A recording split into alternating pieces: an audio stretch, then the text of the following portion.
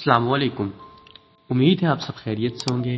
آج پھر ایک نئی ویڈیو کے ساتھ آپ کے سامنے پیش ہوئے ہیں۔ مصر میں زمانہ جاہلیت سے یہ دستور چلا آ رہا تھا کہ جب بھی دریائے نیل ٹھہر جاتا تو ایک حسین اور خوبصورت لڑکی کو قتل کر کے دریا کے حوالے کر دیا جاتا تو دریائے نیل پھر حسب معمول چل پڑتا۔ حضرت عمر رضی اللہ عنہ کے دور خلافت میں جب مصر فتح ہوا اور حضرت عمرو بن العاص رضی اللہ عنہ وہاں کے گورنر مقرر ہوئے تو اس وقت بھی حسب معمول دریائے نیل کی روانی ختم ہو گئی اور وہ ٹھہر گیا۔ اس موقع پر حضرت عمرو بن العاص رضی اللہ عنہ سے لوگوں نے اس دستور کا ذکر کر کے اس کے مطابق عمل کی اجازت چاہی۔ حضرت عمرو بن العاص رضی اللہ عنہ نے فرمایا کہ یہ جاہلیت کی رسم ہے، ہم ایسا نہیں کریں گے، البتہ امیر المومنین حضرت عمر رضی اللہ تعالیٰ عنہ سے میں مشورہ کروں گا۔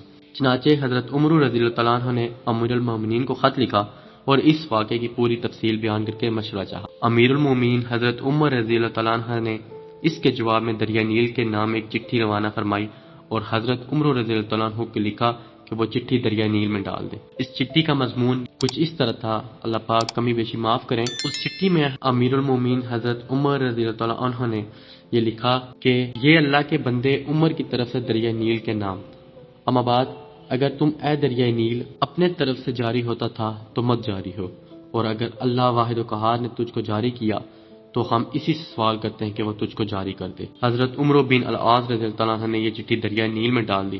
ڈالنا ہی تھا کہ دریا نیل خوب تیزی کے ساتھ رواں۔ اللہ پاک ہمیں اسلام کے قوانین اور اصولوں کو سمجھنے اور ان پر عمل کرنے کی توفیق عطا فرمائے۔ پھر ملیں گے اپنی نئی ویڈیو میں، آج تک کے لیے اتنا ہی، اللہ حافظ۔